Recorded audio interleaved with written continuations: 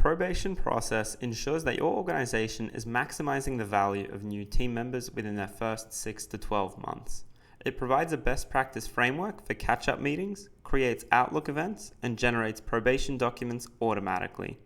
For the purposes of this demo, we will walk through the logic of the process and show you how it can be triggered. Walking through the process now, this is another one that can look quite intimidating, but again, once we break it down into its individual parts, it really does become quite manageable. So first of all, we've got 3 different lanes denoting responsibility between the system, the manager, and the employee. And when this process is triggered, the first thing that happens is the system creates 3 Outlook events for the 6-week, 3-month, and 6-month probation reviews in both the manager and the employee's calendars. This ensures that the events are booked ahead of time and aren't ignored. Next, the process waits until 2 weeks before the first meeting, at which point the manager is set a task to confirm the exact date and time for the 6-week probation catch-up. After this, the employee is set a task to fill out their section of the probation catch-up document, and then this is passed to the manager in another task to fill out their section, after which the manager is set a task on the day of the meeting to conduct the meeting, and after the meeting is conducted, they will receive a task to update the permissions of the item to make sure that the employee can't retrospectively change the answers that they provided. Next, the manager decides whether they would like to retain the employee or not. If they do, we follow a very similar pattern for the 3-month probation catch-up in the fact that the manager confirms the meeting, then the employee, then the manager fill out their sections, and then the manager is tasked with conducting the catch-up and updating permissions. If at either this point or at the 6-week catch-up, the manager decides to terminate the employee, we'll walk down this termination path in which the manager is tasked with creating a termination with the details of the employee's termination.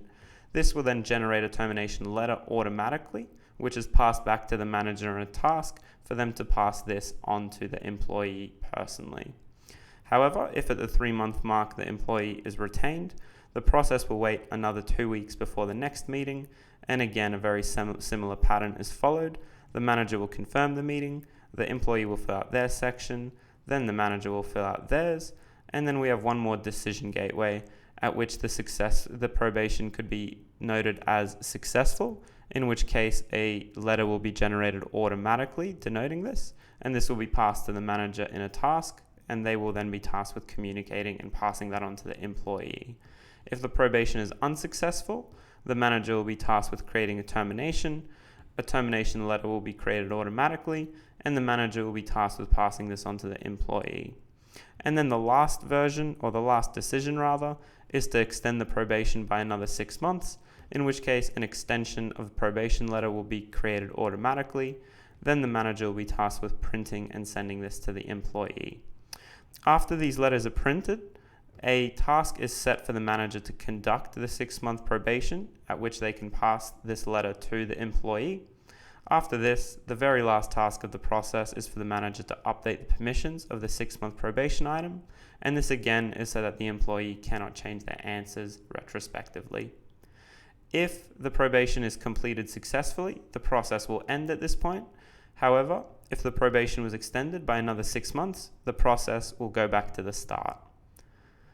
To trigger this process, find the employee that you would like to fire it off against, go down to the workflow triggers, toggle on probation process, save the item, and then lastly, press the trigger workflows button, which should pop up with a green toast in the bottom right, saying that the workflow signal has been raised successfully.